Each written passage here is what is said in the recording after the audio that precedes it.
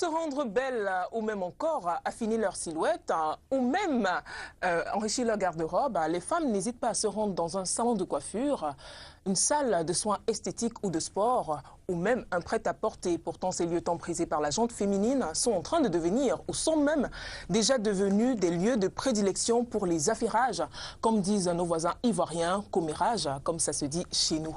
Pour parler des ragots auxquels s'adonnent ces femmes dans ces lieux de beauté. Cependant, vu leur ampleur, leur persistance et même leurs conséquences, nous avons jugé important d'en parler ce samedi. Mesdames et messieurs, bon après-midi et bienvenue sur le plateau de Vous et Moi, première édition de l'année 2014. C'est avec beaucoup de plaisir que je vous retrouve ce samedi. Nous vous avons certainement manqué, mais en lieu et place, vous avez eu droit à des best-of 2013. Question de ramener à votre souvenir ces moments ô combien intéressants et instructifs nous avons partagés ensemble. Avant de passer à la présentation des invités, permettez-moi de vous souhaiter une belle et heureuse année. Beaucoup de bonheur et de réussite, mais avant tout, la santé, c'est le plus important. Alors, nouvelle année, pas de grands changements, la même équipe. De toute façon, on ne change pas l'équipe qui gagne. Audrey, toujours à la présentation. Monsieur Somo reste notre consultant. Bon après-midi et bienvenue. Bon après-midi, Audrey. Félicitations pour cette brillante introduction de cette nouvelle année. Merci beaucoup. Si vous le dites, je vous crois. Ah, d'accord. je suis heureux de me retrouver une fois de plus sur le plateau de STV dans le cadre de cette émission Vous et Moi.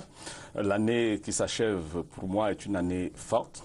Elle était une année véritablement pleine. Ouais. Nous avons eu le privilège de discuter avec beaucoup de personnes, que ce soit à travers les SMS que nous avons reçus, ou alors quand le téléphone a été ouvert à travers des appels directs. J'ai été pour ma part suffisamment impressionné par la qualité et la quantité, n'est-ce pas, des thèmes que vous nous avez introduits lors de ces débats, et tout est à votre mérite, Audrey. Merci beaucoup. C'est vrai aussi que vous avez notre émission, n'est-ce pas, appelons ça comme ça, notre émission a bénéficié du coup de pouce de la nature qui a fait de vous une très belle femme. Et je crois que quelque part aussi, il y a des hommes, n'est-ce pas? Il y a des hommes qui ont dû arrêter de zapper dès qu'ils ont aperçu seulement votre image à la télé. Ça, c'est des témoignages que j'ai reçus. Oui. Et qui, arrêtez, monsieur Somo, je vais rougir. Tout est à votre honneur, il faut le dire. Merci beaucoup, monsieur Somo. C'est aussi une réalité au niveau de la quantité et de la qualité des personnes qui sont intervenues directement sur ce plateau. Oui. Le casting, à mon sens, a été extrêmement bon. On a vu des gens venir de tous horizons et de tous bords, des spécialistes par-ci et par-là, des gens de terrain qui sont venus partager avec nous certaines idées, en réalité, qui ont participé, qui ont contribué amplement à éclairer l'opinion. Naturellement, ceux qui perçoivent, n'est-ce pas, l'image, ne savent pas aussi que derrière, moi j'ai apprécié spécialement l'équipe qui travaille avec vous. Je vois celui qui nous crie toujours, qui est toujours en train de crier dans les oreilles des gens ici. Notre cher réalisateur. Monsieur, il s'appelle qui? Gando Eric, bien sûr. Ah, ben voilà. Ce monsieur qui nous stresse, c'est un perfectionniste. Je voudrais lui dire félicitations pour la qualité, n'est-ce pas, du travail qu'il accomplit. Je n'oublie pas la maquilleuse par qui nous passons tous les jours et tout le temps. Franchement, c'est une année qui a été pour moi une année d'une très très forte expérience. Et comme vous l'avez dit, comme nous allons recommencer, c'est toujours avec plaisir, n'est-ce pas, que nous allons nous retrouver. Et je vous encourage donc comme ça à continuer, afin que nous puissions davantage éclairer la lanterne. Et je vais terminer par une petite anecdote. J'étais dans une boutique, je tairai forcément le nom pour ne pas faire de publicité.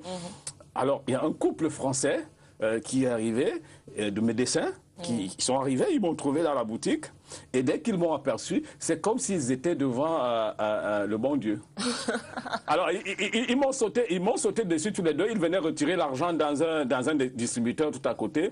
Ils m'ont vu, c'est vous, monsieur Somo, vous et moi sur STV, oui. Mais nous sommes un couple français, chez nous, nous avons organisé, nous sommes un club, pour vous et moi, et immédiatement après l'émission, nous relançons le débat, on se retrouve pour poursuivre le débat. Effectivement, cela donne la preuve que le débat, lui, il se poursuit après, et que nous avons un fort auditoire qui se situe dans la diaspora. Ce qui me permet de penser à M. Zinga Angoula, qu'il faut vraiment apprécier pour la qualité de ses contributions, mais qui a énormément participé à la visibilité de l'émission, qui a rendu l'émission visible sur un ensemble de supports numériques. Et ça, il faut lui dire sincèrement merci. Bien sûr. Bon, il y a des auditeurs fidèles comme les Wambo. Les téléspectateurs. Les téléspectateurs comme Wambo Numbissier, dont la qualité également des interventions donne un autre zeste, appelle-t-on comme ça, un autre zeste à cette émission. Donc, franchement, c'est une expérience riche. Et pour terminer par cette histoire des fameux Français, après, ils ont offert à boire à tout le monde dans la boutique. Décidément. Merci à vous et moi. Merci beaucoup, M. Somon. Comme je vous dis souvent, c'est vous la star en réalité. Ce n'est pas moi.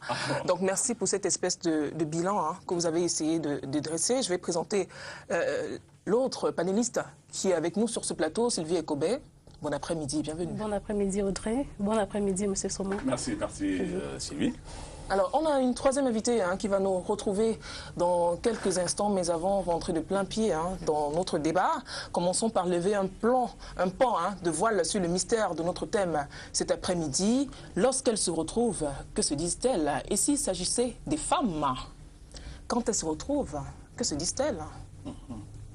Monsieur Somon. Que se disent-elles? La question est tout entière. Les prétextes pour lesquels les femmes se retrouvent sont nombreux. Pourquoi se retrouvent-elles déjà? On va commencer. Commençons par là. Pourquoi se retrouvent-elles? Elles se retrouvent dans un salon de coiffure. Parce que le prétexte est tout établi. Elles se retrouvent dans un salon de coiffure parce que la coiffure a déjà pris un coup il y a 2 semaines. Elles se retrouvent là. Elles viennent se coiffer. Donc, si elles se trouvent dans un salon de coiffure, donc forcément, elles viennent se coiffer, donc se faire belle. Elles se retrouvent dans une salle de sport. Bon, une salle de sport, en réalité, parce qu'elles veulent affiner la silhouette. C'est vrai qu'au plan de la santé, cela est indispensable. N'en demeure pas moins que 90% des femmes qui vont dans des endroits de sport, c'est beaucoup plus pour que leur silhouette ne prenne pas un coup que pour autre chose. La santé, d'ailleurs, vient après. Bon, elles se retrouvent également, je veux dire, dans des réunions. Style Tongtine, comme c'est la mode maintenant. Elle crée des réunions des femmes solidaires, réunions de l'ensemble des femmes Bassa du Cameroun, réunions des femmes Bamoun du Cameroun, réunions des réunions confessionnelles. Dans tous les cas, elles se retrouvent là parce qu'elles veulent mettre ensemble un certain nombre d'intérêts. Bon, elles se retrouvent également au marché, dans la boutique de l'une d'entre elles, où elles ont, ça devient une coutume, elles ont l'habitude de s'y retrouver. Il ne manque pas d'occasion pour que les femmes se retrouvent et, officiellement, disons-le, n'est-ce pas, là où elles se retrouvent, elles y vont parce qu'elles vont requérir un service. C'est pourquoi moi, en tant qu'époux, lorsque ma femme me dit « je vais au salon de coiffure », je n'ai pas de suspicion. Outre mesure, je dis « elle va se coiffer ». Est-ce qu'elles vont y faire autre chose? Là, c'est vous qui allez nous dire ce soir. Alors, Sylvie Ekobé, êtes-vous d'avis avec ceux-là qui disent qu'en réalité, ces retrouvailles sont en fait des échappatoires? En fait, ces femmes fuient leur domicile. Oui, et disons que M. Somon, tout à l'heure, il a brossé de façon sommaire déjà ce pourquoi est-ce que les femmes se retrouvent. Mais en réalité, les femmes se retrouvent là-bas parce que généralement, à l'intérieur de la maison ou bien au lieu du service, on s'ennuie. Elles s'ennuient généralement parce qu'il y a une routine qui s'installe, il y a une certaine monotonie qui s'installe au quotidien. Et elles trouvent comme ça là, le prétexte, le prélat pour aller peut-être se faire des cheveux ou bien aller faire un soin esthétique ou bien aller dans une salle de sport. C'est une façon de quitter le quotidien et aller quelque part retrouver des amis, des connaissances. On va comme ça pouvoir échanger sur un certain nombre de thèmes de débat qu'on ne peut pas échanger avec son conjoint. C'est une façon de se retrouver entre copines pour papoter comme ça là. Généralement, soit c'est sur des questions d'ordre personnel, intime, ou bien c'est généralement parler d'autres femmes, d'autres femmes qui ne sont pas là, des commérages, voilà. Mais généralement, le principal but, c'est pour échapper du quotidien, échapper de la routine, échapper du train-train quotidien, les enfants, toutes ces obligations-là qui nous empêchent comme ça là, de nous épanouir. Et lorsqu'on voit une heure libre, une heure creuse pour pouvoir aller rencontrer ses amis, ses connaissances comme ça, pour pouvoir partager un certain nombre de trucs, on le fait rapidement. Monsieur Somon, j'aimerais avoir votre avis sur la question. Vous pensez qu'en réalité, ces retrouvailles sont des échappatoires? Les femmes vont verser, vous avez cité quelques exemples tout à l'heure, vers ces salons, vont dans des réunions, ou alors en salle de sport. Bref, c'est différents endroits où elles se retrouvent parce qu'en réalité, elles fuient, comme a dit Sylvie Ekobé, le train-train quotidien, elles fuient leur domicile. Oui, Je crois que le concept est très bien utilisé, hein, c'est-à-dire échapper au train-train quotidien, oui. Fuir un peu la monotonie de la réalité de tous les jours pour trouver en ces lieux des lieux de distraction.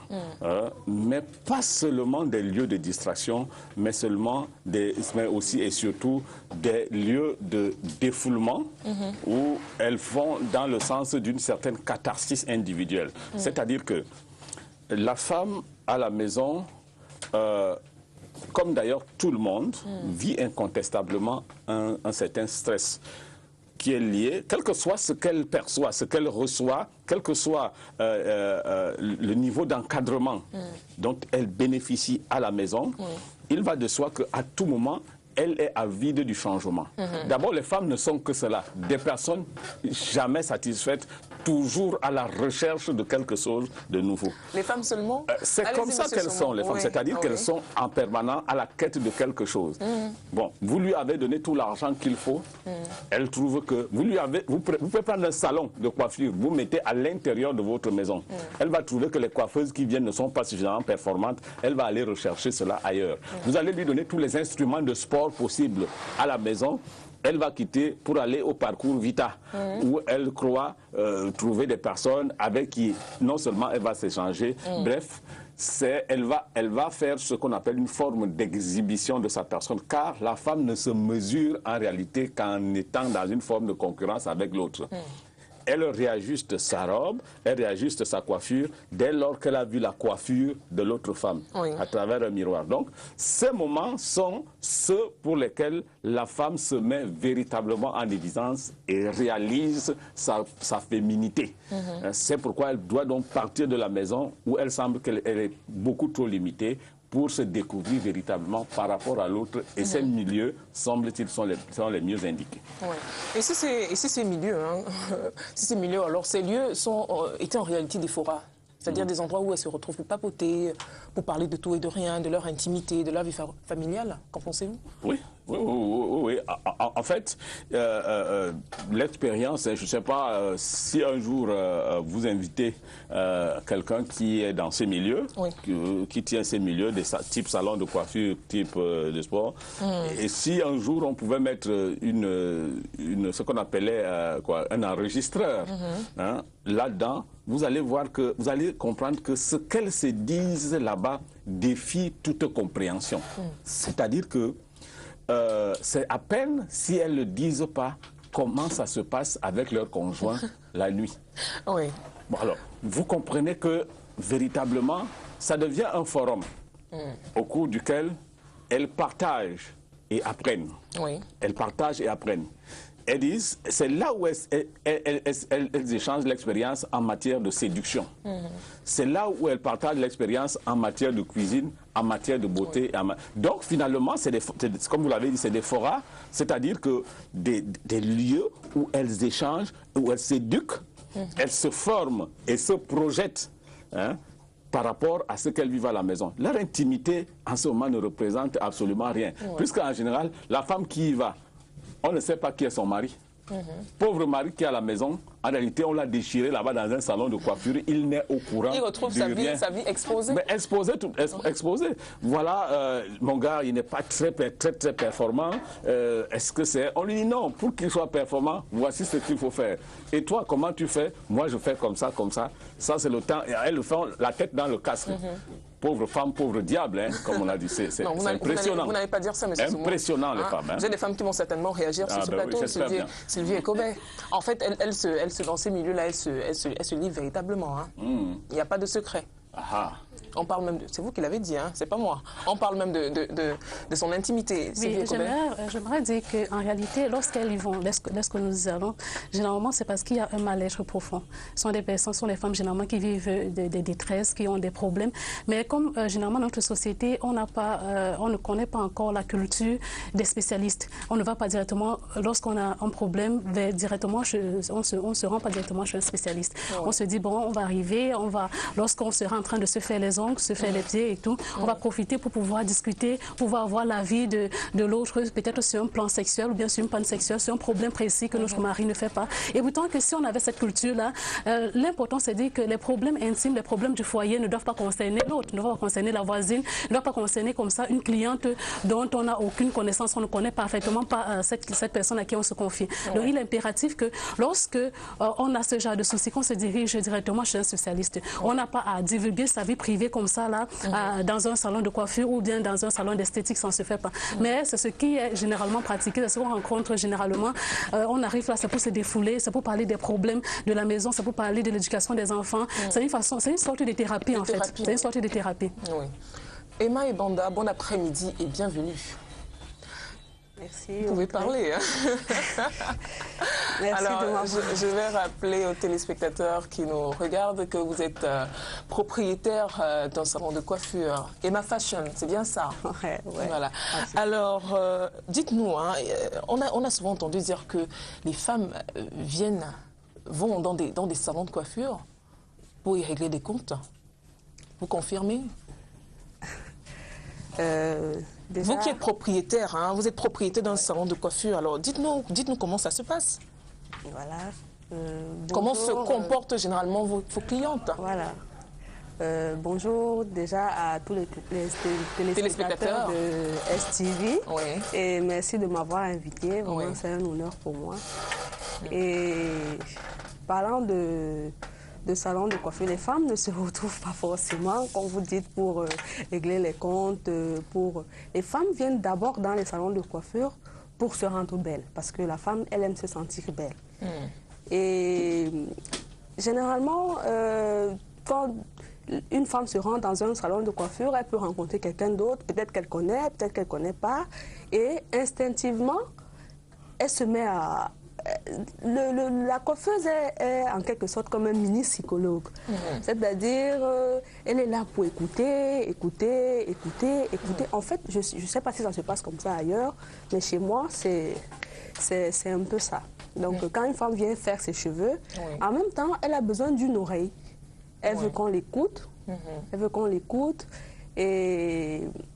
Et puis après, c'est ça, c'est tout. En fait, elles ne viennent pas forcément régler leur compte. Oui, elles ne viennent pas forcément régler leur compte, hein, mais on a tendance à le penser parce qu'aujourd'hui, hein, on a des bagarres dans des salons, on a des querelles. On a des clientes qui se crêpent le chignon. Alors, comment se comportent les clientes qui arrivent chez vous? Comment se comportent-elles? Chez moi, déjà, les femmes ne se bagarrent pas chez moi. Les femmes ne se querellent pas chez moi parce que chaque chose dans la vie, il faut fixer une base à tout. Il ne faut pas se mettre à faire des choses parce qu'on les fait.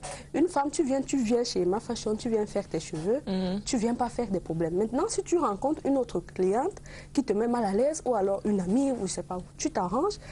Je trouve un moyen d'écouter chacun et de faire en sorte que forcément il n'y ait pas de bagarre. Donc depuis que je fais dans ce métier, il n'y a jamais eu de bagarre parce que je fais en sorte qu'il n'y en ait pas. Même si, quand je me rends compte qu'il y a un problème, je fais l'effort de le régler, forcément, parce que si je ne le fais pas, en même temps, c'est le nom de mon institut qui vont prendre un coup, qui est en danger. Alors, en tout début d'émission, nous avons évoqué le cas des prêt-à-porter, des salles de sport, des réunions, comme l'a dit M. Somo. Est-ce que ces endroits ne sont ni plus ni moins des endroits où des femmes se rencontrent pour apprendre à tromper le mari, par exemple? C'est un exemple, hein, Sylvie Cobet. Par exemple? Non, je ne pense pas. Comme disait Madame tout à l'heure, le rôle premier déjà de ces lieux de rencontre, c'est généralement pour se défouler, c'est généralement pour se retrouver, c'est pas pour apprendre à l'une ou à l'autre des techniques pour pouvoir tromper son mari. Mais il est bien vrai qu'au fil du temps, les choses ont généralement changé. Donc généralement, lorsqu'on arrive là, on parle de sa vie, on parle de soi, on reçoit comme ça en retour les conseils avisés d'une aînée qui est mieux expérimentée. Comme ça, on vous donne certaines techniques pour pouvoir peut-être résoudre les problèmes de votre foyer. Donc, il n'est pas exclu que dans ces échanges-là, on apprend aussi comment tromper son mari ou bien séduire son homme aussi également. Donc, ça dépend. Mais ce que j'aimerais dire, c'est qu'au départ, M. Soma parlait tout à l'heure des réunions des tontines. Au départ, les réunions et les tontines, c'était fait par nos mamans. Elles n'avaient pas de pôle d'attraction. Elles n'avaient pas généralement la permission pour pouvoir sortir. Leur mari ne les accordait pas la permission pour pouvoir sortir, pour pouvoir se défouler. Donc, elles prenaient le prélat comme ça, là, des réunions, le prétexte des réunions pour pouvoir se retrouver entre femmes.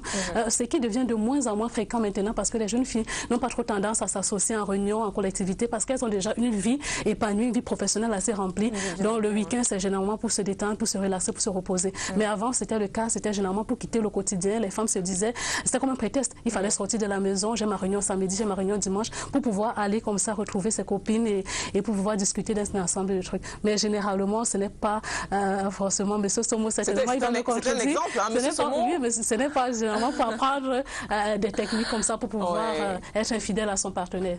Non, les femmes ne sont pas bêtes. Hein. Je crois que nous, les hommes, c'est vrai, je suis seul sur le plateau en tant qu'homme, mais je suis prêt à vous démontrer que là où les femmes apprennent des choses, elles y retournent toujours. Indépendamment de ce que la dame a dit tout à l'heure, les femmes, il n'y a pas que des femmes qui viennent dans des salons de coiffure pour se coiffer. Moi, je suis bien curieux en tant que psychologue. Il m'arrive souvent de voir comment les gens se comportent, notamment quand elle a évoqué ce thème. J'ai fait un tour un peu dans certains salons de coiffure pour constater qu'il y a des femmes qui y viennent et qui trouvent par exemple qu'elles ne peuvent pas être coiffées avant le 10e rang. Bon, elle va dire oui, c'est le seul salon où quand on me coiffe, je suis bien, mais en réalité, ce n'est pas de cela qu'elle s'agit. Elle pouvait bien prendre son rang, repartir chez elle et revenir, mais elle trouve moyen de trouver une chaise à côté, elle s'assoit et elle attend. Elle peut y mettre 2 heures, 3 heures de temps. Il y en a qui viennent pour un petit rendez-vous, prétexte d'un petit rendez-vous. Elle vient là à 8 heures, elle ne repart qu'à 13 heures par là. Lorsqu'entre-temps, d'autres femmes se sont succédées. C'est parce que ces lieux, qui sont des lieux à forte dose de pédagogie, leur apprennent un certain nombre de choses dans la vie.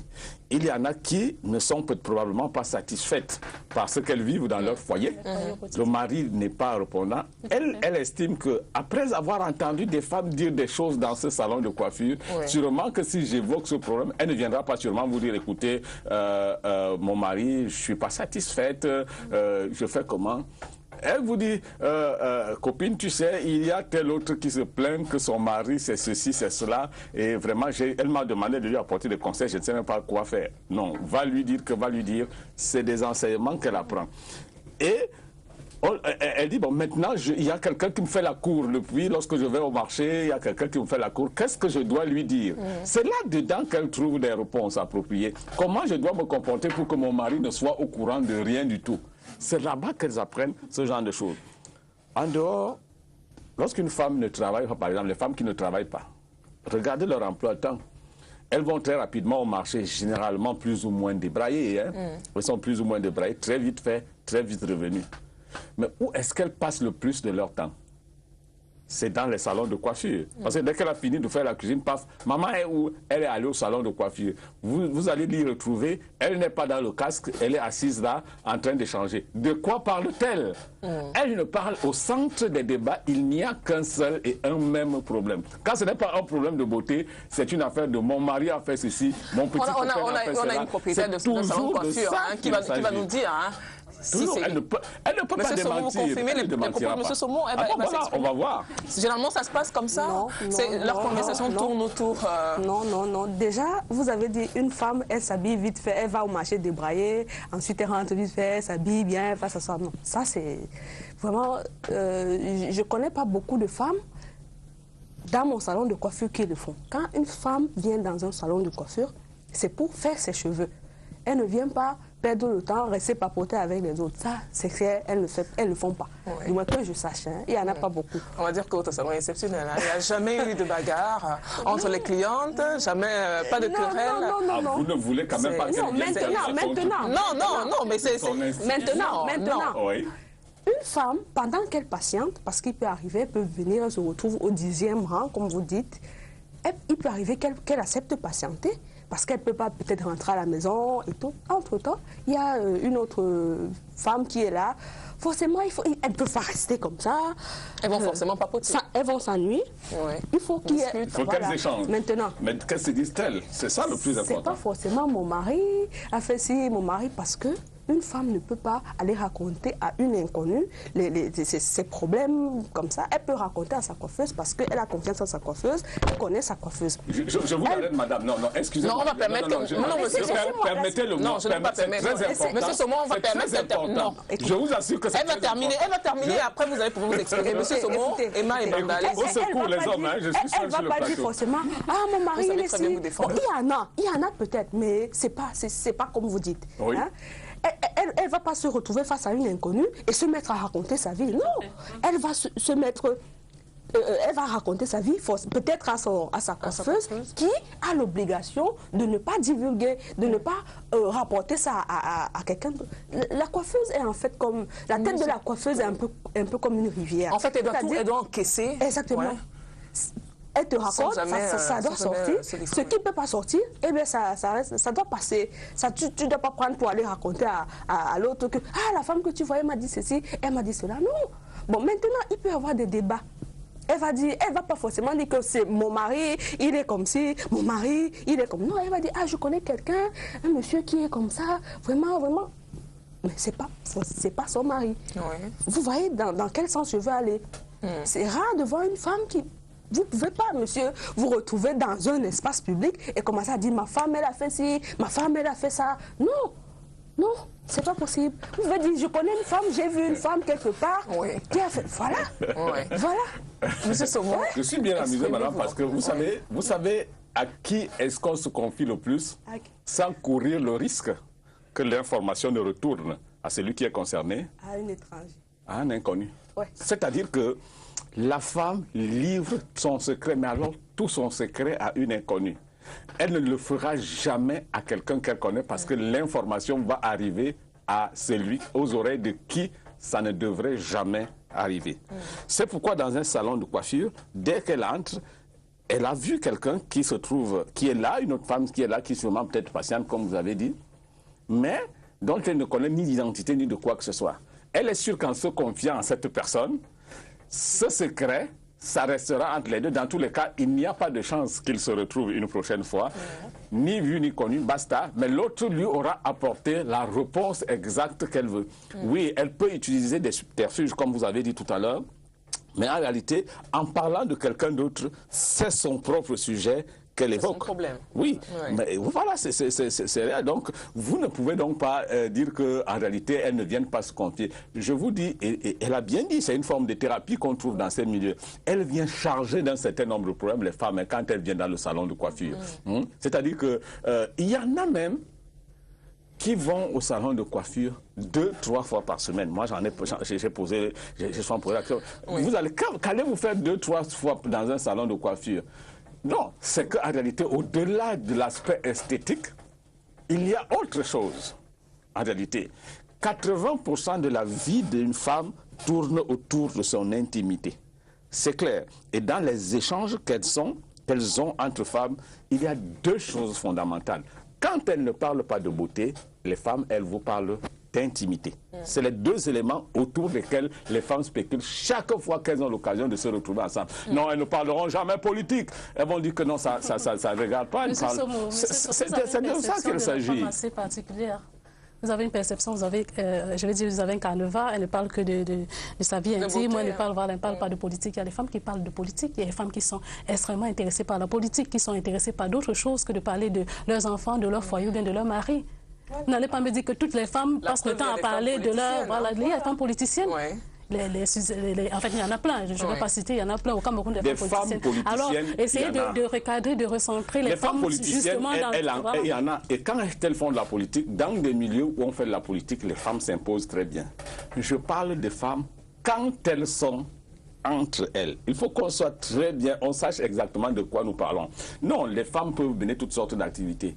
Mais dès qu'une femme est à côté d'une autre femme, je vous donne ici une expérience où des études ont été menées et démontrent les 90% de femmes, dès qu'elles sont entre elles, vous parlent de deux choses.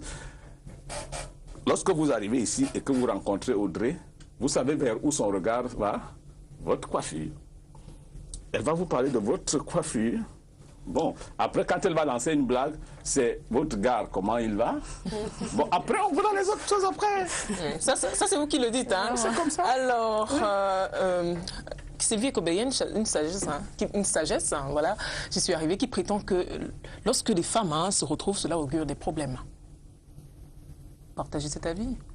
Pas forcément. Généralement, comme madame l'a dit tout à l'heure, si déjà elles viennent se confier vers les coiffeuses ou bien les esthéticiennes, c'est la troisième personne qui va donc colporter dans ces confidences-là qui va entraîner les problèmes.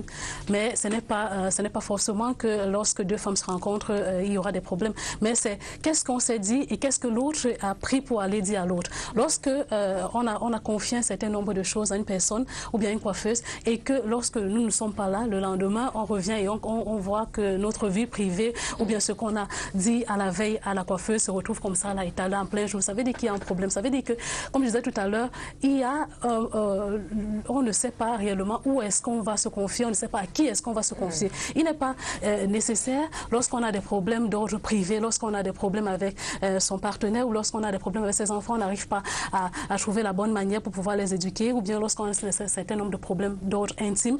Ce n'est pas le lieu adéquat, ce n'est pas le lieu idoine pour aller comme ça rencontrer sa vie privée à des personnes qu'on ne connaît pas, des personnes qui n'ont pas une certaine expérience pour pouvoir vous apporter un plus ou bien un moins dans votre problème pour pouvoir résoudre ou bien apporter un certain élément pour pouvoir déclencher des solutions. Mais donc il est important de se dire que lorsqu'on va... on se confie, excusez-moi de vous couper.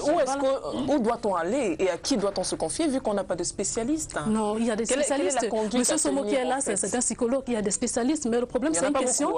Oui, je reviens pour dire que c'est une question de culture, c'est une question d'éducation. On se dit généralement que lorsqu'on a des problèmes, on va chez la voisine ou on va chez la coiffeuse, on va trouver une solution. Mais la coiffeuse ou la voisine n'est pas assez expérimentée pour pouvoir vous apporter une solution adéquate à votre problème. Il y a des spécialistes, il y a des psychologues, il y a des centres qui s'ouvrent du jour au lendemain pour pouvoir apporter un ensemble de solutions à vos problèmes. Ce sont des personnes qui ont fait des études pour ça. Vous n'allez pas prendre une coiffeuse, certainement elle a une expérience peut-être parce qu'elle est mariée ou bien autre chose, mais elle ne peut pas apporter des solutions assez particulières au problème, adéquates à votre problème. Il y a des personnes qui sont d'abord tenues par le secret professionnel parce qu'ils ne peuvent pas livrer vos secrets, vos confidences, ne pouvez pas dire un truc qui concerne votre mari et trouver cela dehors parce qu'ils sont tenus par le secret professionnel, sinon ils encourent un certain nombre de sanctions sur le plan pénal. Donc déjà vous êtes protégés par cette loi-là et il y a déjà un certain nombre de soutiens moral que ces personnes-là peuvent vous apporter lorsque vous avez un ensemble de difficultés, il y a un suivi, des thérapies et consorts que la coiffeuse ne peut pas vous apporter. Donc il est important de dire que lorsqu'on a un certain nombre de difficultés, lorsqu'on rencontre un certain nombre de problèmes, que de se livrer comme ça à tout va, à n'importe qui, à des personnes qui n'ont pas cette expérience-là, se diriger directement vers une personne, et à moins recours certainement vers une personne qui est qualifiée pour le faire. Emma Ebanda, vous êtes d'accord? Apparemment, vous partagez le point de vue de la dame, hein, parce que je vous ai fait faire ça de la tête. Ouais, alors, quand vos clientes se confient à vous, par exemple, qu'est-ce que vous leur dites? Je partage à moitié son point de vue. D'accord.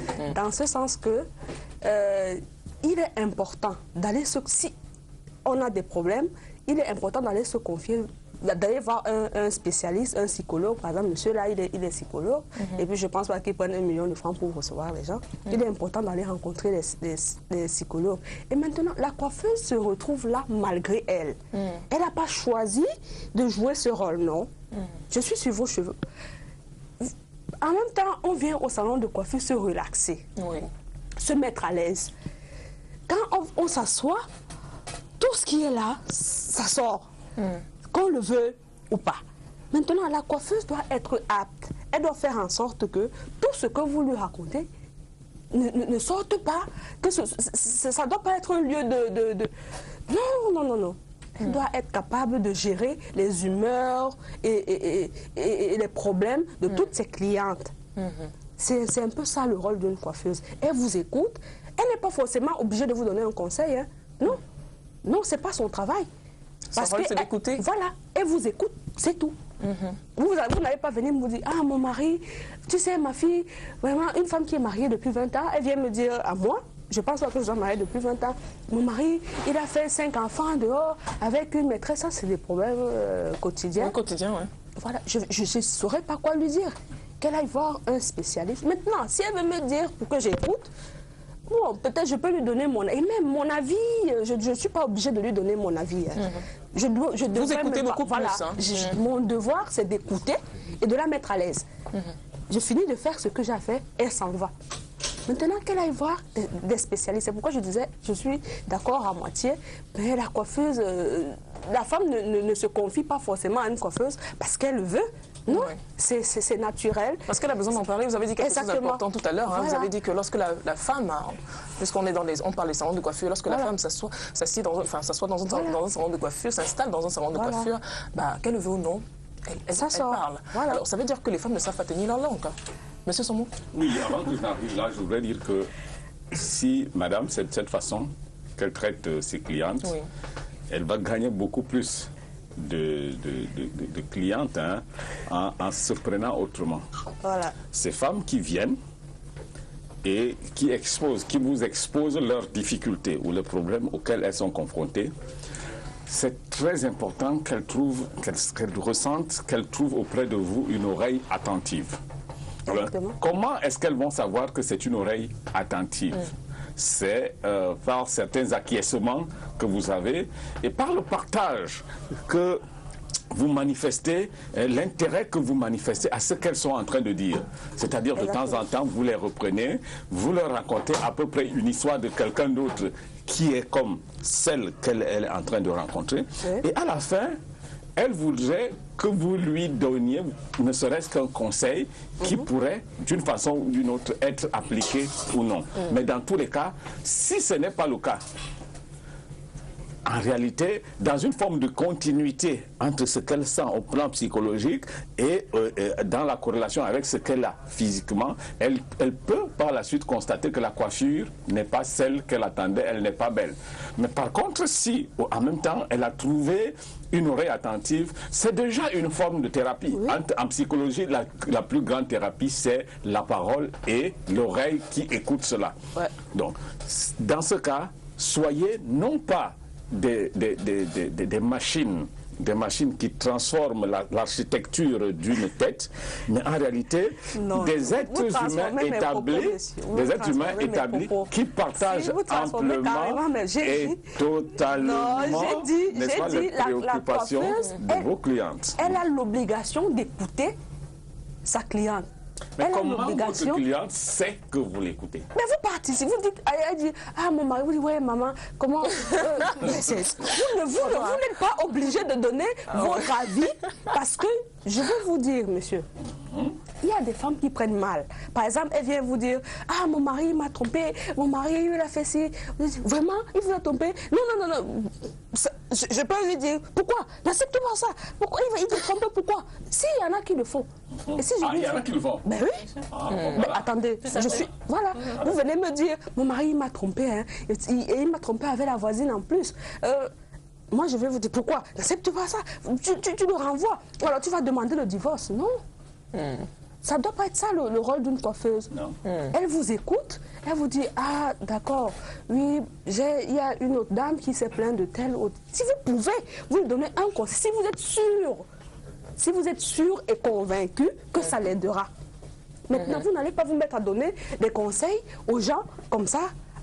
Non, elle a besoin, et c'est parce qu'elle a un problème qu'elle vient se confier à vous.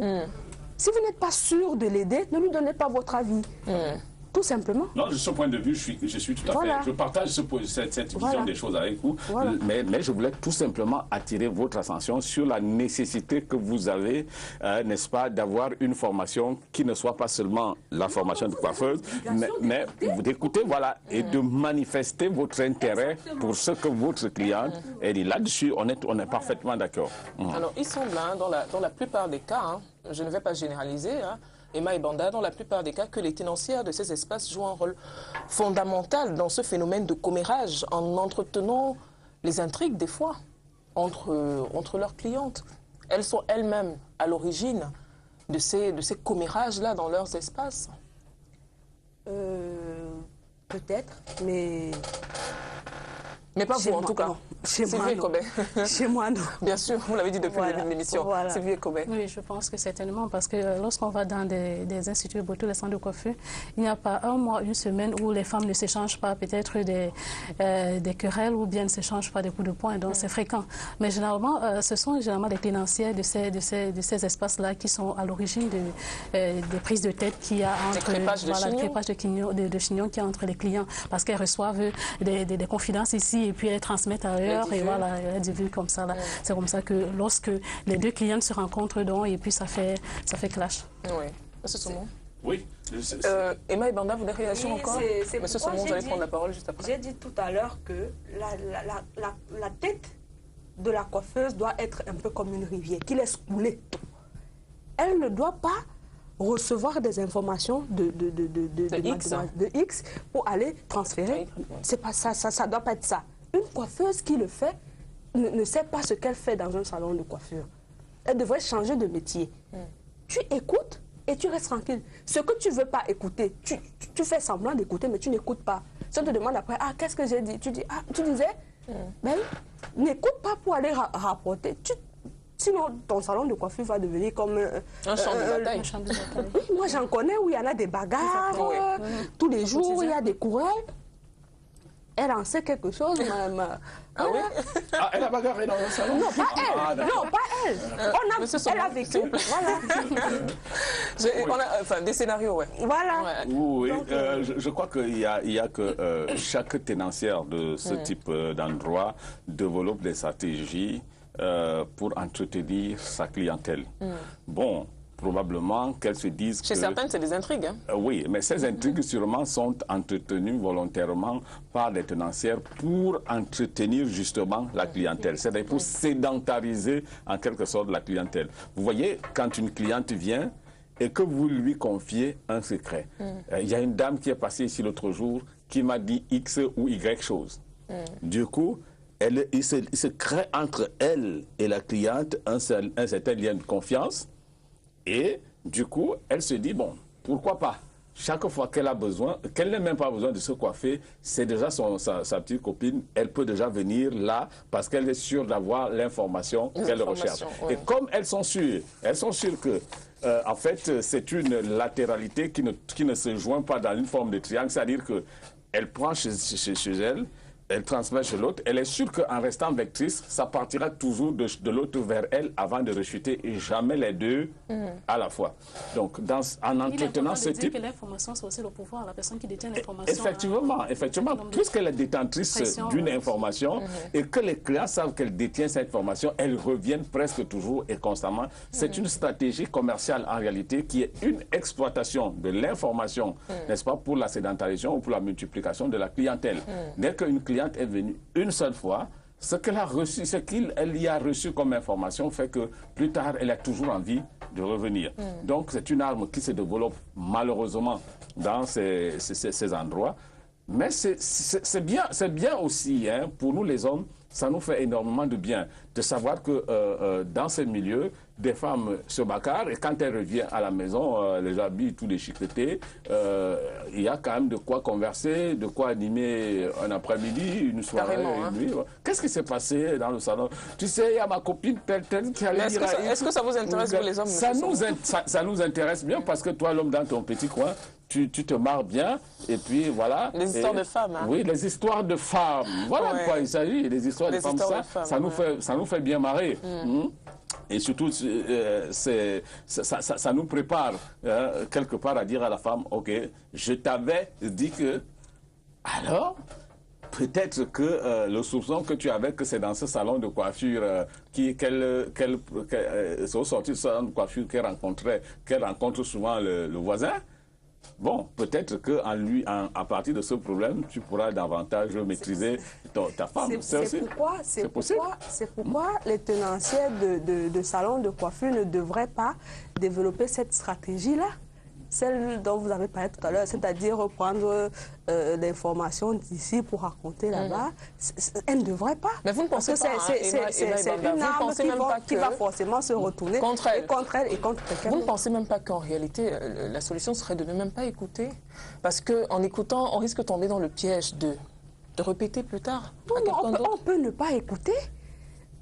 Madame ne peut pas venir s'asseoir sur la chaise, je suis derrière elle, elle se met à me raconter ses problèmes, je ne l'écoute pas. C'est pas normal que je ne l'écoute pas. C'est mon devoir. En même temps, à la fin, quand je donne ma facture, tout ça est compris. C'est mon devoir de l'écouter. Je ne suis pas obligée de lui donner un conseil. Comme je dis tantôt, si je ne suis pas sûre, je ne suis pas obligée de lui donner un conseil, mais je peux lui référer. Je peux dire, ouais, voilà, tu peux t'adresser à monsieur tel ou aller voir tel parce qu'elle peut t'aider. Mais moi, je ne suis pas forcément obligée de donner mon avis, mais je suis obligée de l'écouter. Voilà, c'est votre rôle. C'est mon devoir. Sylvie Cobin.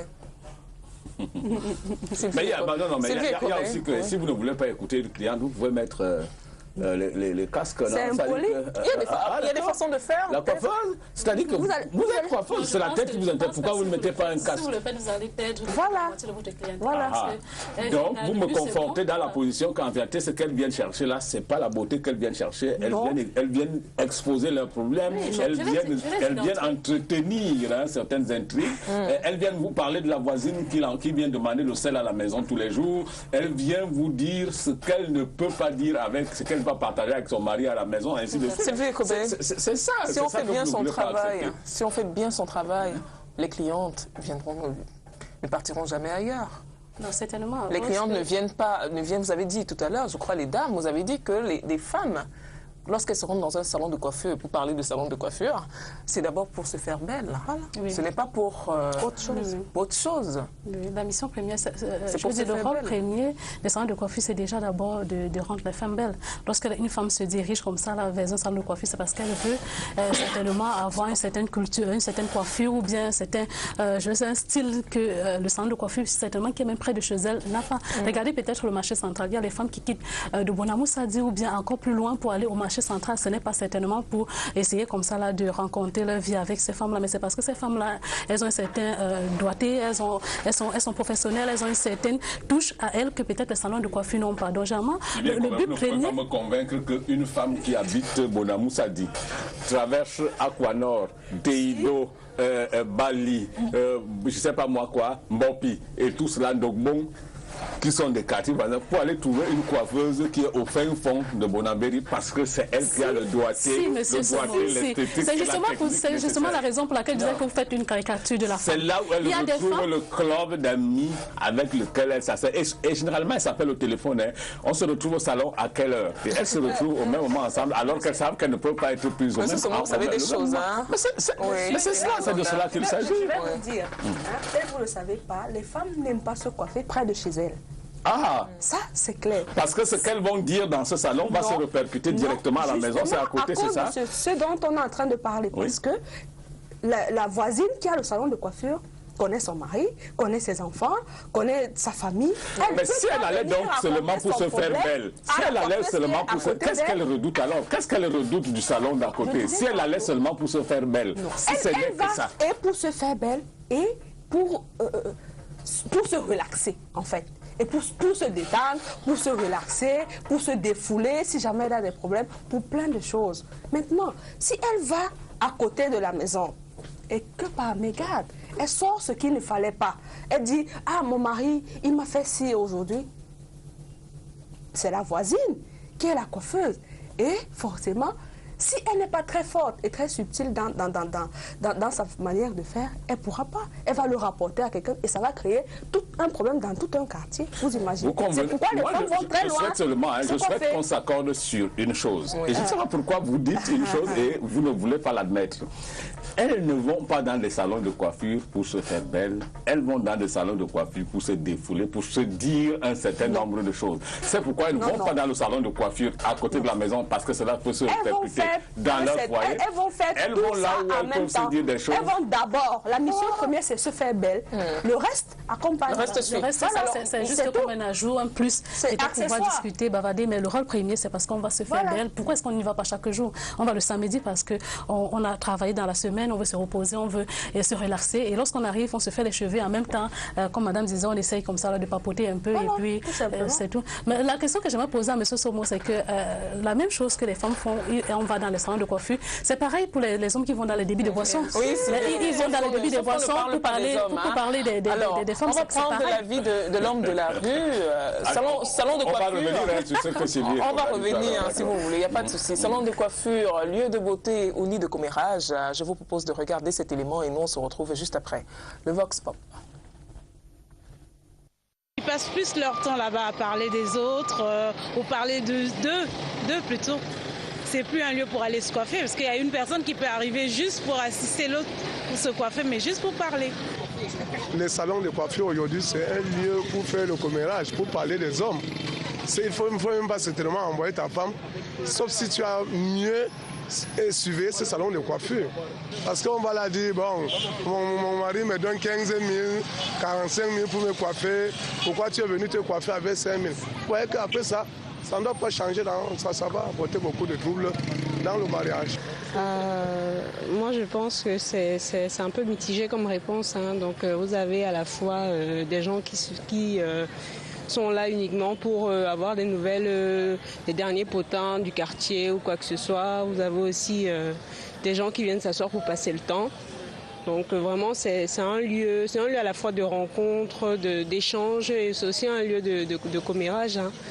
Donc moi particulièrement, je n'habite plus au Cameroun, mais dernièrement je suis allée dans un salon et j'ai pu constater par moi-même que voilà, donc ça n'a pas changé. Donc c'est toujours voilà, commérage, voilà.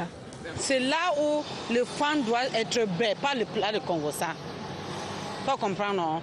Mais si ça arrive aujourd'hui que c'est le plat de Congo ça, ce n'est pas normal. C'est là où le fan rend très belle. Selon moi, je pense que c'est un endroit où les femmes se retrouvent pour se faire belle. C'est vrai, les femmes mouchardent, mais moi, je pense que c'est pour faire... En fait, pour animer la galerie, quoi. Ce n'est pas souvent du sérieux. Donc, ils partent là-bas parce qu'ils font des commérages, parce qu'ils ont, par exemple, ils ne savent pas de quoi raconter avec des copines, pour avoir des informations sur ce qui se passe sur le quartier. Mais donc, ils partent parce qu'ils veulent se coiffer. Et quand tu veux te coiffer, tu pars, tu te coiffes. Bon, tu évites de faire des commentaires avec les gens du salon. La meilleure façon, c'est d'éviter de faire des commentaires avec les gens du salon. Et c'est tout le conseil pour de nos femmes. Normalement, le salon de coiffure, c'est le lieu privilégié pour se coiffer et du coup pour se faire belle. Pour ce qui est des commérages, c'est un problème personnel. Et comme les femmes aiment bien parler entre elles, elles peuvent se retrouver en train de le faire. Mais normalement, ça ne devrait pas être des lieux réservés pour des commérages. Moi-même, je n'admire pas souvent que ma femme part au salon parce que là-bas, au salon, il y a plusieurs femmes, les femmes célibataires et les femmes mariées. Et quand ils arrivent là-bas, vraiment, on peut dérouter une femme mariée. Donc moi, je préfère même qu'on vienne tresser ma femme à la domicile. Donc je préfère appeler, on vient la tresser à la maison. Je peux dire les deux. On part tous se faire belle et les commérages ne manquent pas entre les femmes. C'est naturel. Là où il y a les femmes, c'est toujours un lieu de commérage. Les salons de coiffure aujourd'hui, certains y vont pour raconter leur propre vie personnelle. Mon mari a fait ceci, mon mari a fait cela.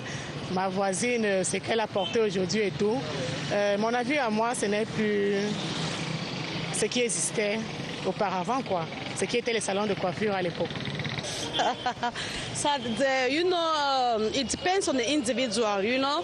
That some people normally, because as Ross women, when you go to salon at times, you see some ladies who come there for a particular purpose to give a look to be beautiful. But the others, there's a meeting point when they come there to discuss, you know, the issues at home or their family life. So it depends on the individual. Yeah, because nowadays, you see, many people like to change to look good depending on the environment in which they live, the society in which they live, because, you know, the world is evolving and people want to be up to standard. So many people, they go to salon to meet the demand of the day. But others go there for their own private reason, to meet your friends, where they relax and they see their friends and they discuss. So it depends on the individual. Retour sur ce plateau, hein, une réaction par rapport à cet élément que l'on vient de suivre. Hein. Moi, j'ai bien aimé la réaction du monsieur qui dit que lui, il préfère que sa femme se coiffe à la maison. Parce qu'au salon, on peut détourner pour utiliser le même terme que lui, détourner sa femme. Oui, c'est tout à fait logique. Si je l'avais dit sur ce plateau, comme on aurait taxé d'anti-féministe, n'est-ce pas? Maintenant, vous voyez quelqu'un qui, comme moi, comme ça, pris au pif, vous rassure que ce qui se passe dans des salons de coiffure est particulièrement abominable. C'est-à-dire que votre vie dans votre couple s'en trouve complètement exposée.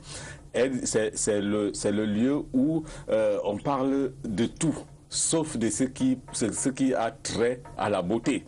Donc, à partir de ce moment, quelle est donc l'utilité d'aller vers un salon de coiffure? Statistiquement, je crois que je vais commander une étude là-dessus pour savoir combien de divorces sont liés au fait que, ou alors sont initiés à partir de salons de coiffure. Je crois que cette étude va révéler des choses incroyables. Les téléspectateurs, tous, hein, toutes les femmes, toutes les femmes qui sont intervenues ont reconnu le commérage, qui est le concept générique dans des salons de coiffure. Toutes ont reconnu l'intérêt pour l'autre, qui a l'infidélité qui se crée, voilà, l'exposition de l'intimité personnelle. Qui vont juste pour passer le temps, hein. C'est ce que j'ai entendu. Madame, elle a un salon de coiffure. Combien de chaises elle a et qui sont réservées aux personnes qui viennent juste s'asseoir pour passer la journée? Il y en a combien? Déjà, avant de vous répondre, je vais vous dire... Non, vous n'êtes pas obligé de répondre à ma question. Il y a une journaliste, c'est elle qui... c'est elle qui pose des questions. 4 chaises d'attente pour attendre des personnes qui viennent perdre un peu de temps. Pour l'attente. Bon, maintenant, je disais, les commérages, c'est pourquoi je parlais tout à l'heure du fait que les femmes n'aiment pas se coiffer à proximité de leur maison. Parce que, à proximité, forcément, il y aura le commérage. C'est pourquoi... Est-ce qu'il y a des femmes qui viennent, pas pour se coiffer, mais juste pour passer le temps, comme j'ai entendu dans ce reportage? Non. C'est-à-dire que je ne me coiffe pas, j'y vais juste comme ça. Ça, c'est le salon du quartier. Le salon qui est à côté de la maison. Tu n'as rien à faire, tu vas voir la coiffeuse qui est déjà ton amie. Tous les salons sont forcément à côté d'une maison, madame, y compris le vôtre. Il y a quand même des maisons autour, sinon il n'y a personne. Ces gens, ils vont se coiffer ailleurs, loin. Voilà ce que je veux ressortir.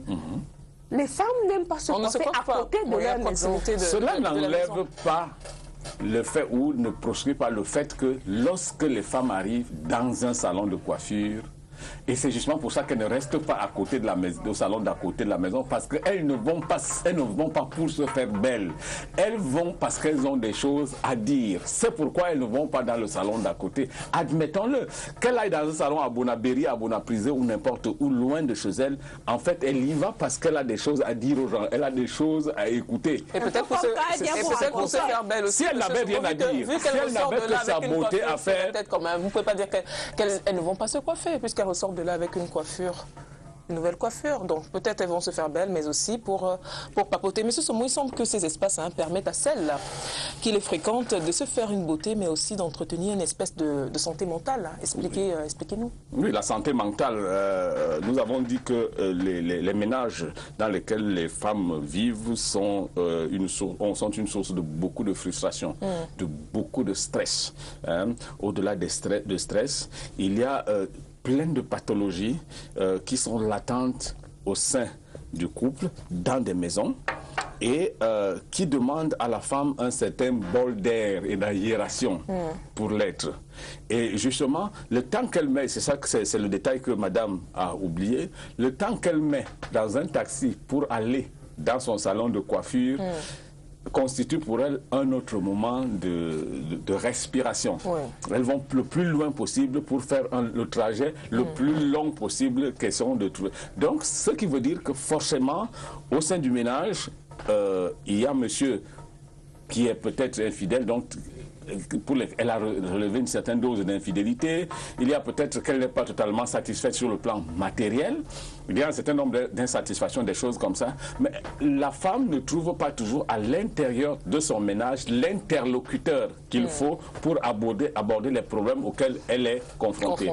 Elle ne peut pas en parler avec sa belle-sœur parce qu'elle va se retourner systématiquement contre elle. Elle ne peut pas en parler à sa belle-mère qui prend toujours le parti de son fils. Bon, elle ne peut pas en parler aux voisins parce qu'on va lui reprocher d'exposer la vie du couple. Forcément, elle doit chercher un endroit où elle peut parler en toute aise des problèmes de son ménage. Et dans une société qui reste encore fermée comme la nôtre, c'est-à-dire on fait difficilement recours à un spécialiste, ces salons de coiffure, ces espaces de beauté ou ces magasins, parce qu'au-delà des salons de coiffure, il y a des magasins. Vous voyez une femme qui prend son sac à main, elle n'a que l'argent du taxi là-dedans, elle va lécher les vitrines, elle va faire le tour de la ville, elle ne reviendra pas avec une boucle d'oreille d'acheter.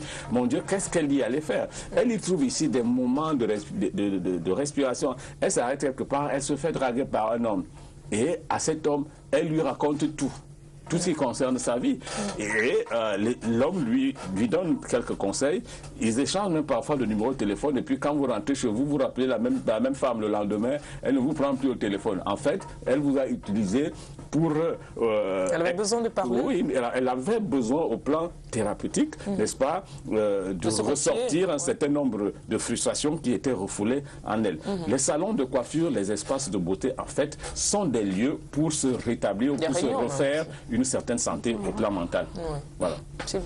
Oui, pour une fois, je suis de même avis que M. Somo. Je pense l'avoir déjà dit d'entrée de jeu que les salons de coiffure, c'est un peu comme un exutoire.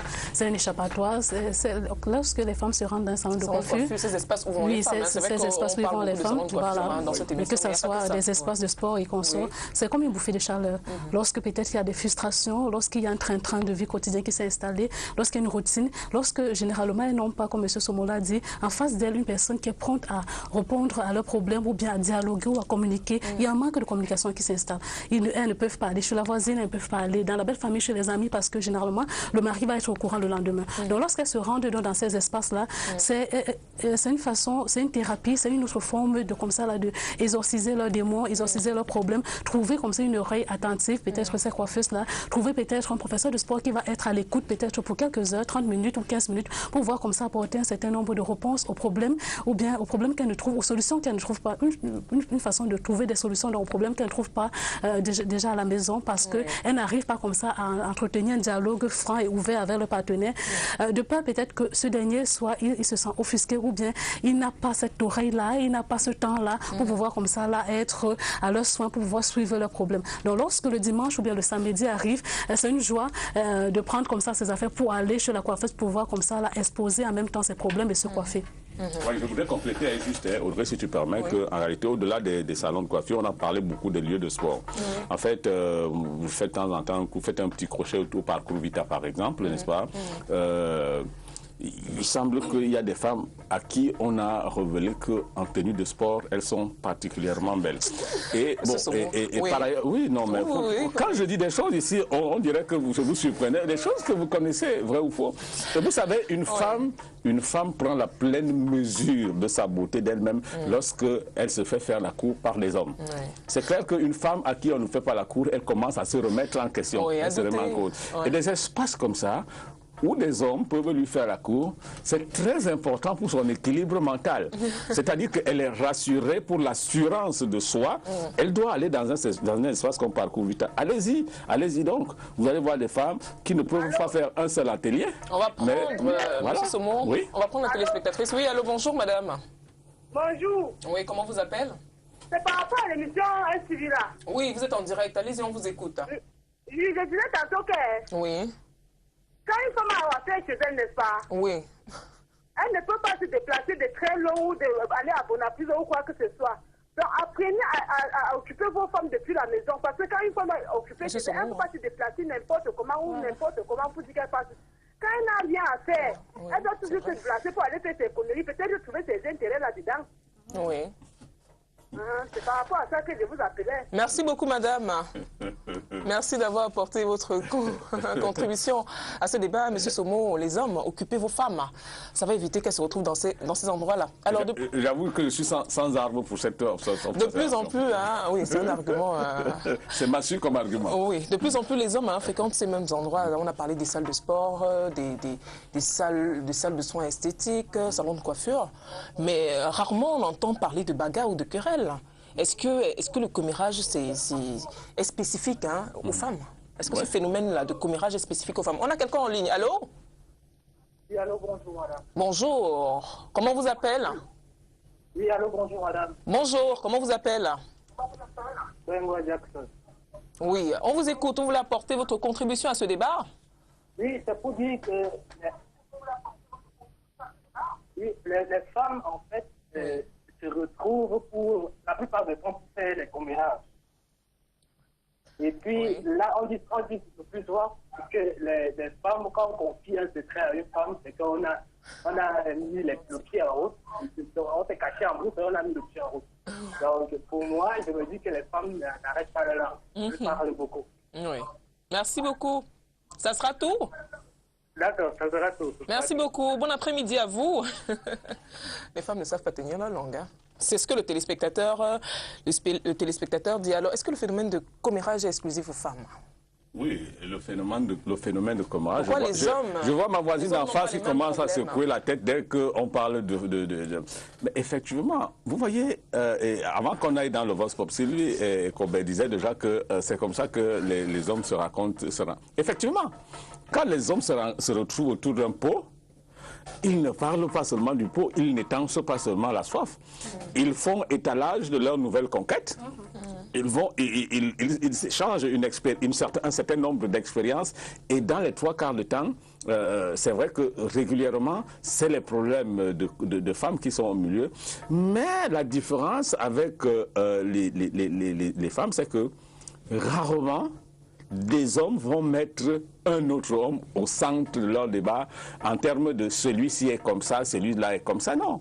Ça, c'est extrêmement rare. C'est ça qui s'appelle du commérage. En fait, le commérage, c'est quoi? C'est que 2, 3 personnes se mettent ensemble pour parler d'un tiers, ce tiers n'étant pas présent.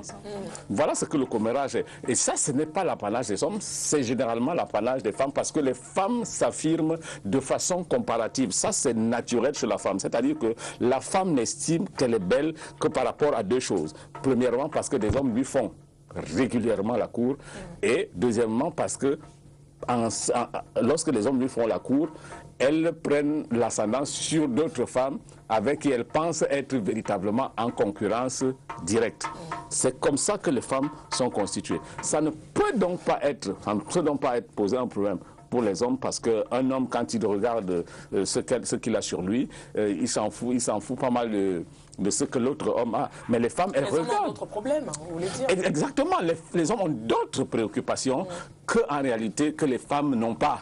Voilà. La femme, ça sert d'abord à se faire belle et puis ça sert d'abord à satisfaire, n'est-ce pas, un homme.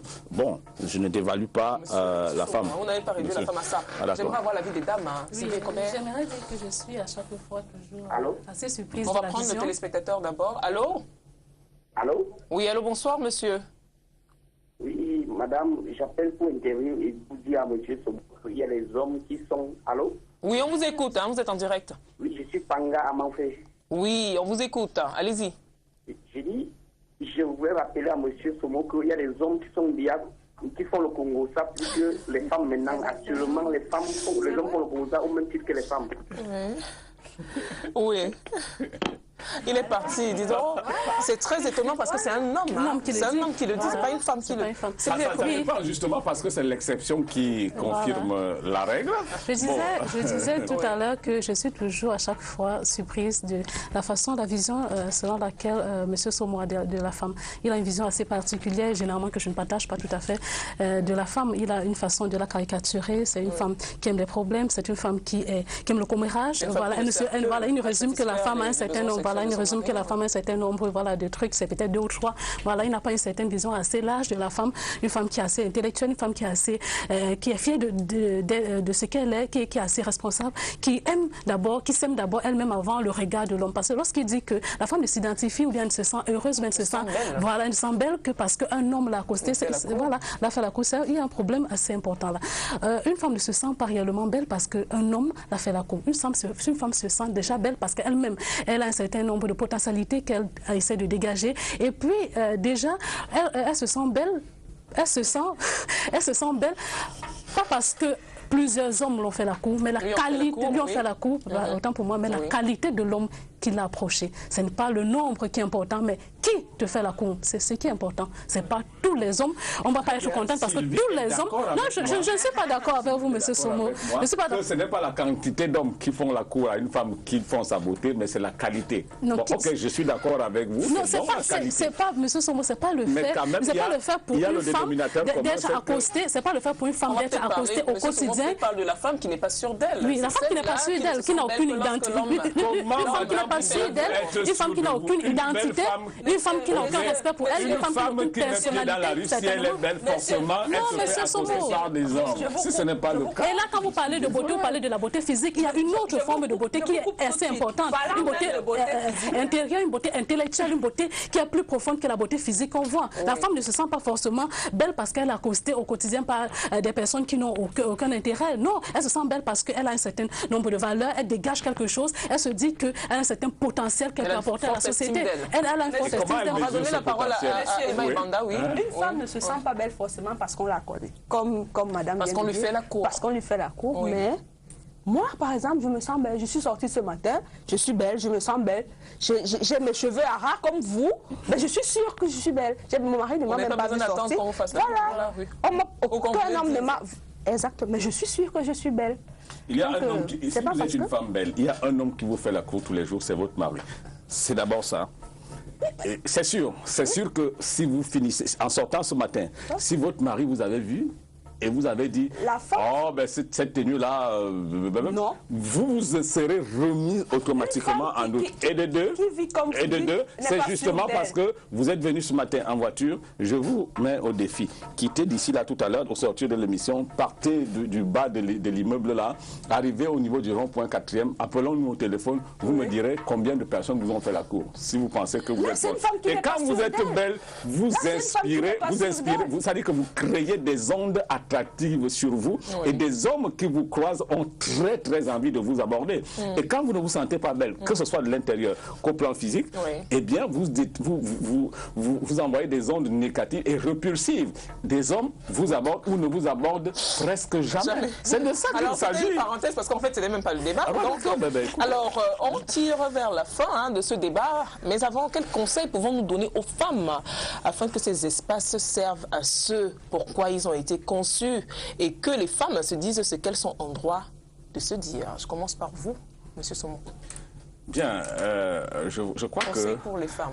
Oui, pour les femmes, que ces espaces soient destinés à ce à quoi ils sont destinés. C'est-à-dire que quand une femme va dans un salon de coiffure, c'est vrai elle peut y trouver une oreille attentive, mais en réalité, que ça cesse d'être une occasion pour les femmes, n'est-ce pas, de, comme vous dites, papoter ou de parler d'un tiers. Si j'avais à donner mon avis en tant qu'homme, dans une société qui se développe tous les jours, dans une société où des moyens économiques sont de plus en plus réels, une société émergente, comme on aime dire, il faudrait que chaque femme soit capable d'avoir chez elle et son casque et tout ça. Et finalement, ce problème, vous allez énormément de problèmes. Ah, ma voisine va me laisser parler ici. Ça, c'est d'abord cela. Maintenant, vous allez voir que des espaces de sport seront de plus en plus rentabilisés lorsqu'on va faire des allées, c'est-à-dire que atelier pour femmes, atelier pour hommes. Vous allez voir, allez au parcours, vous allez constater que vous allez voir des femmes qui arborent de moins en moins de tenues trop sexy. Elles vont porter des tenues dans lesquelles elles sont véritablement à l'aise pour faire du sport et non pas des tenues qui servent plutôt à exposer un certain nombre d'atouts. Elles vont véritablement faire le sport. Et il y a des hommes qui véritablement, vous allez constater, vont aller faire le sport et le degré de fréquentation de ces espaces va tomber. C'est la preuve qu'en réalité, ce n'est pas seulement le sport qu'on va y faire, on va faire autre chose. Donc je crois pour ma part qu'il faut que ces milieux soient de plus en plus réglementés. Peut-être que ça va résoudre beaucoup de problèmes. Alors, Sylvie et Kobe, quels conseils donnez-vous aux femmes?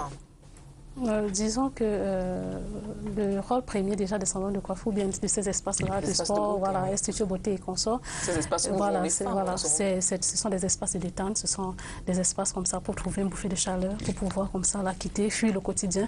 Mais également, ce que je conseille, c'est de faire attention de se livrer, de livrer sa vie privée, de livrer des choses qui sont d'ordre intime, qui peuvent comme ça porter atteinte lorsqu'elles sont sues à votre foyer, à votre relation, marié, femme également, à vos enfants, à votre vie familiale. Oui. Emma et Banda, quel conseil donnez-vous aux femmes? Monsieur, ne me laisse pas respirer, mais il ne veut même pas que je parle. Allez-y, non, exprimez-vous. Les espaces de beauté sont d'abord des espaces de détente. Donc, vous pouvez vous détendre sans toutefois dévoiler votre vie privée, vos problèmes intimes. S'il vous plaît, mesdames, quand vous venez vous faire belle... Évitez de vous confier à moi. Non, faites ce qui vous a amené. Venez faire vos cheveux. Parlons de tout et de n'importe quoi, mais vos problèmes intimes, vraiment... Épargnez. Ouais. Voilà, tout simplement. C'est compliqué. Oui, alors on va mettre un terme à cette émission.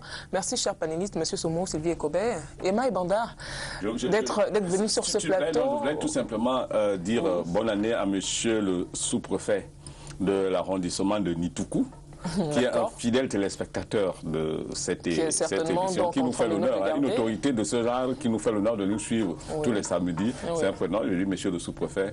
Bonne année. Voilà.